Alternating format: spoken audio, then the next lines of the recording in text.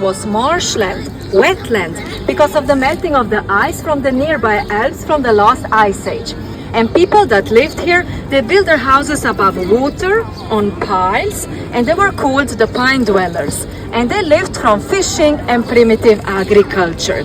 So that was the first period, and then for a long time, nothing major happened. Let's go more into the shade, please. Yes. And let's make a half circle. Yes, yes, yes. Let's do it like that. Okay, let's do it like that. Okay. So the second period dates from 14 AD. So at that time the first Roman people came here, and this town was then called Emona. First it was a military camp, but then later on tradesmen and merchants came, and it became a vibrant town of 5,000 people. And like any typical Roman city, of course Emona had beautiful mosaic houses, central heating, water sewage, spas. They lived like Romans did. Of course, I'm romanticizing too much, huh?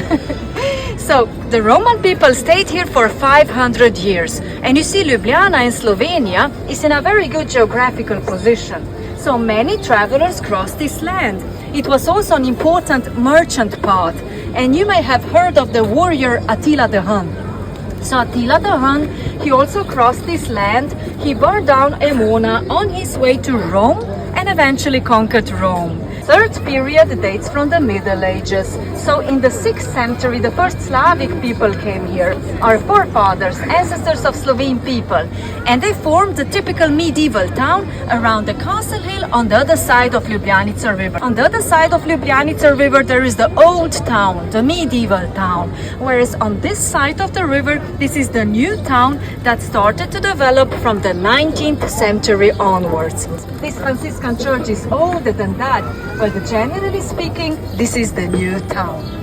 From 1335 until end of First World War, we were under Austrian-Hungarian Empire. So for a very long time under foreign rule.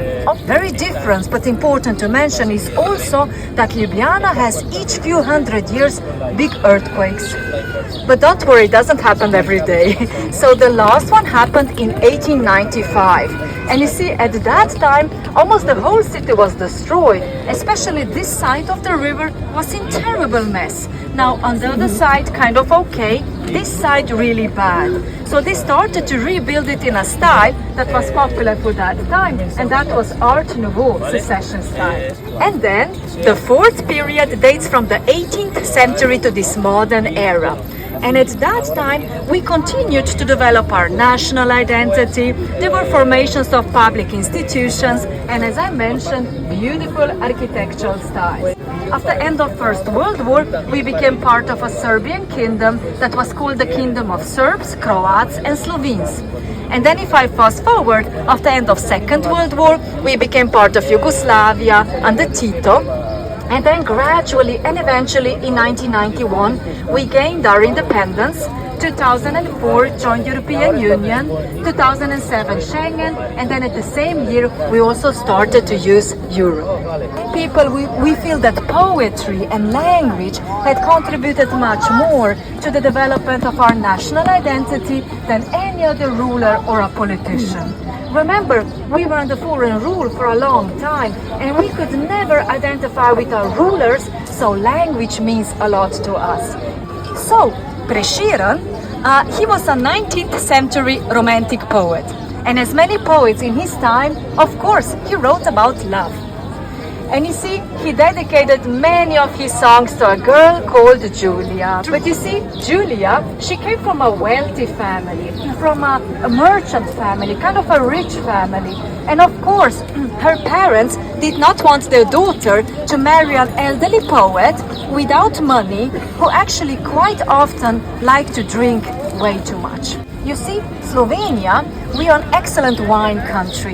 We have beautiful vineyards, I'm exaggerating, but almost through all Slovenia, yeah? And we have a very good wine, and that's great. But you see, at the same time, our national statistic of alcohol problems, it's a little bit too high, especially amongst young people, because they're not aware that they have a problem.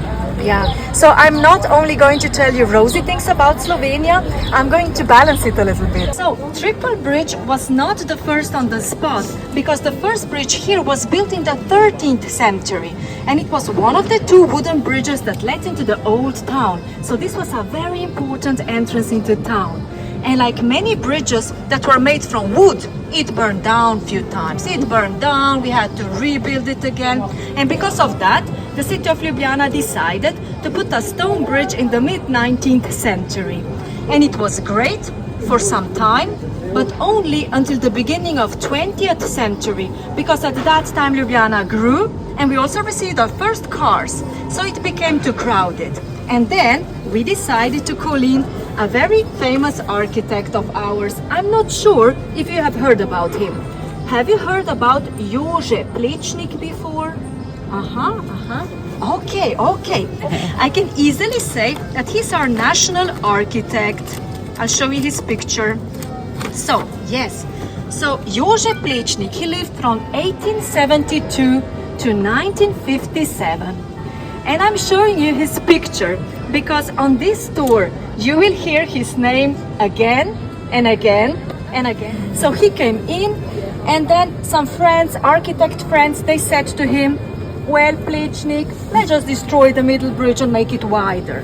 But he was very smart. He said, no, we should respect the work of our forefathers. We should just leave the bridge as it is. And then he just put two pedestrian bridges alongside it, and then decorated it with the same little pillars all around the bridge. And after many years, it became too crowded again.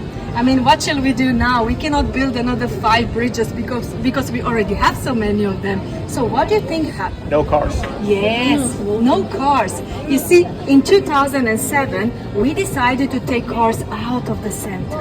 And I can't tell you, wow, how much of a difference it is. Delivery cars can come up till 10 o'clock in the morning, and then after that, only garbage trucks can move around, construction workers, and that little green electric car. Have you seen a little green electric car? This is actually a project of our mayor. At the end of the car, there is a phone number, and you can call him up, and he can take you for free from one spot in the city center to another spot. Today, we like to sit down, and we like to have a coffee with a colleague in between. You see, we like to sit down. We don't have so much this grab-and-go coffee. And I think this is a unique thing in the middle of Europe and in a capital today.